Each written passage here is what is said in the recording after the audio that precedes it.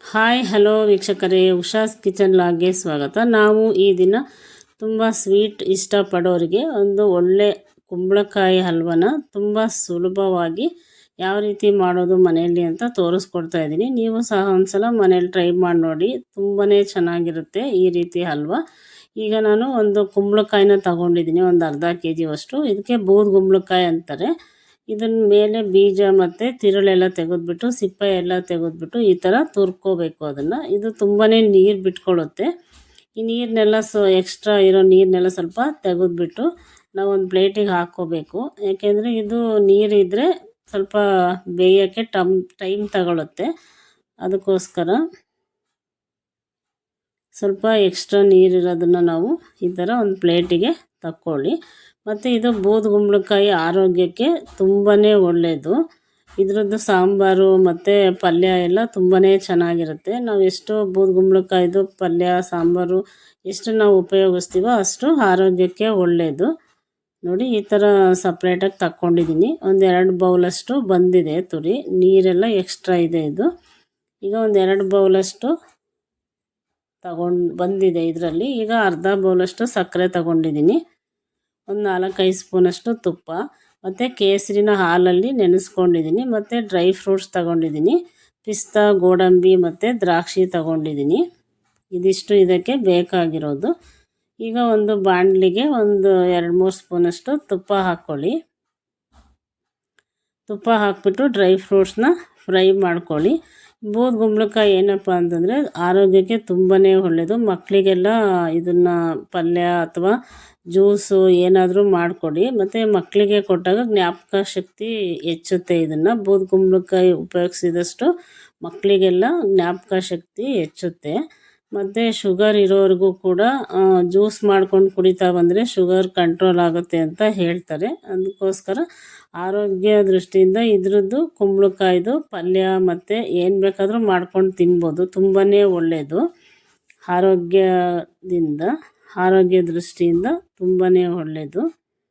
ಸಾಮಾನ್ಯ ಬ್ರಾಹ್ಮಿಣ್ಸ್ ಎಲ್ಲ ಇದನ್ನು ಡೈಲಿ ಮಾಡೇ ಮಾಡ್ತಾರೆ. ಪಲ್ಯ ಸಾಂಬಾರು ಏನೇನೋ ಮಾಡ್ತಾರೆ ಅವರು. ಅದಕ್ಕೆ ಅವರಿಗೆಲ್ಲ ಸ್ವಲ್ಪ ಬುದ್ಧಿ ಜಾಸ್ತಿ. ಬ್ರಾಹ್ಮಿಣ್ಸ್ ಅವರು ಜಾಸ್ತಿ ತಿಂತಾರೆ ಇದನ್ನು.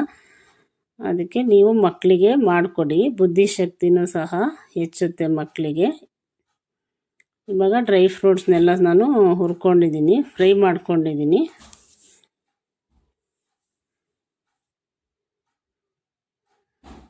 ನೋಡಿ, ಈ ಥರ ಫ್ರೈ ಮಾಡ್ಕೋಬೇಕು. ಫ್ರೈ ಮಾಡಿಬಿಟ್ಟು ತಕ್ಕೊಳ್ಳಿ ಒಂದು ಬೌಲ್ಗೆ. ಇವಾಗ ನಾವೇನು ತುರ್ಕೊಂಡಿದ್ವಲ್ಲ ಬೂದುಗುಂಬಳಕಾಯಿನ, ಅದನ್ನು ಹಾಕ್ಬಿಟ್ಟು ಚೆನ್ನಾಗಿ ಫ್ರೈ ಮಾಡ್ಕೋಬೇಕು. ಅದು ಹಾಕಿದಾಗ ಸ್ವಲ್ಪ ನೀರು ಬಿಟ್ಕೊಳ್ಳುತ್ತೆ. ತುಂಬ ಜಾಸ್ತಿ ಉರಿನೂ ಜಾಸ್ತಿ ಇಡಬೇಡಿ, ಮೀಡಿಯಮ್ಮಲ್ಲೇ ನೀವು ಫ್ರೈ ಮಾಡ್ಕೋಬೇಕು. ಜಾಸ್ತಿ ಉರಿ ಇಟ್ಕೊಂಡು ಮಾಡೋಕ್ಕೆ ಹೋಗಬೇಡಿ, ಮೀಡಿಯಮ್ಮಾಗಿ ಇಟ್ಕೊಳ್ಳಿ ಉರಿನ. ನೋಡಿ, ಇವಾಗ ಚೆನ್ನಾಗಿ ಈ ಥರ ಫ್ರೈ ಮಾಡ್ಕೊಳ್ಳಿ. ಅದಕ್ಕಿಂತ ಮುಂಚೆ ಯಾರೆಲ್ಲ ಹೊಸಬ್ರಾಗಿದ್ದರೆ ನಮ್ಮ ಚಾನೆಲ್ನ ಸಬ್ಸ್ಕ್ರೈಬ್ ಮಾಡ್ಕೊಳ್ಳಿ ಪ್ಲೀಸ್, ಲೈಕ್ ಮಾಡಿ ಮತ್ತು ಪಕ್ಕದಲ್ಲಿರೋ ಬೆಲ್ ಐಕನ್ನ ಕ್ಲಿಕ್ ಮಾಡಿ. ನಾವೇನೇ ಮಾಡಿದರೂ ನಿಮ್ಗೆ ಆಲ್ ಅಂತ ಕೊಡಿ. ನಾವೇನೇ ಮಾಡಿದ್ರೂ ನಿಮಗೆ ನೋಟಿಫಿಕೇಷನ್ ತಕ್ಷಣವೇ ಬರುತ್ತೆ. ಇವಾಗ ಅರ್ಧ ಬೌಲಷ್ಟು, ಅದರಲ್ಲಿ 2 ಬೌಲ್ ಬಂದಿತ್ತು, 2 ಬೌಲ್ ಬಂದಿದ್ರು ಅದರಲ್ಲಿ ಅರ್ಧ ಬೌಲಷ್ಟು ಸಕ್ಕರೆ ಹಾಕ್ಕೊಳ್ಳಿ. ನಿಮಗೆ ಸ್ವೀಟ್ ಜಾಸ್ತಿ ಬೇಕು ಅಂತಂದರೆ ಇನ್ನೂ ಒಂದು 2 ಸ್ಪೂನು ಎಕ್ಸ್ಟ್ರಾ ಹಾಕ್ಕೊಳ್ಳಿ. ಸಾಮಾನ್ಯ ಮದುವೆ ಮನೆಯಲ್ಲೆಲ್ಲ ನೋಡಿರ್ತೀರ ಇದನ್ನು ಹಲ್ವನ, ತುಂಬಾ ಚೆನ್ನಾಗಿರುತ್ತೆ. ನಾವು ಈ ಥರ ಮನೇಲಿ ಮಾಡಬೇಕು ಅಂತ ಅಂದ್ಕೊತೀವಿ, ಬಟ್ ಮಾಡಲ್ಲ. ಆರೋಗ್ಯ ದೃಷ್ಟಿಯಿಂದ ಈ ಕುಂಬಳಕಾಯಿ ಹಲ್ವ ತುಂಬಾ ಒಳ್ಳೆಯದು. ಮನೇಲಿ ಮಾಡ್ಕೊಳ್ಳಿ, ತಿನ್ಕೊಳ್ಳಿ, ಮಕ್ಕಳಿಗೂ ತಿನ್ನಿಸಿ, ಎಲ್ರಿಗೂ ಕೊಡಿ. ತುಂಬಾ ಚೆನ್ನಾಗಿರುತ್ತೆ ಹಲ್ವ. ಬಾಯಲ್ಲಿಟ್ರೇ ಕರಗೋಗುತ್ತೆ, ಅಷ್ಟು ಸೂಪರಾಗಿರುತ್ತೆ. ತುಂಬ ಸುಲಭವಾಗಿ ನಾವು ಮನೆಯಲ್ಲೇ ಮಾಡ್ಕೊಂಡು ತಿನ್ಬೋದು.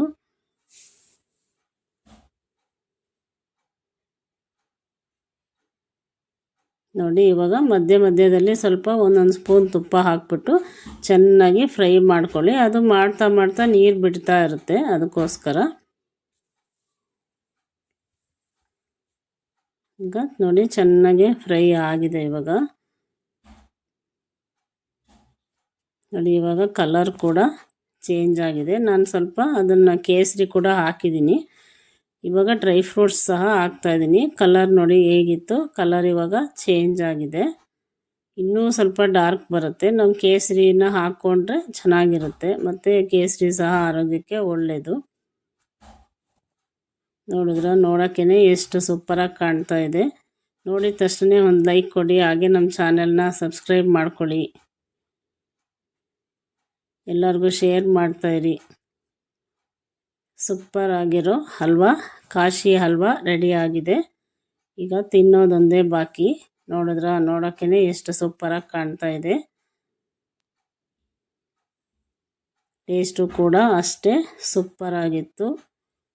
ನೋಡಿದ ತಕ್ಷಣ ಒಂದು ಲೈಕ್ ಕೊಡಿ. Thank you for watching this video.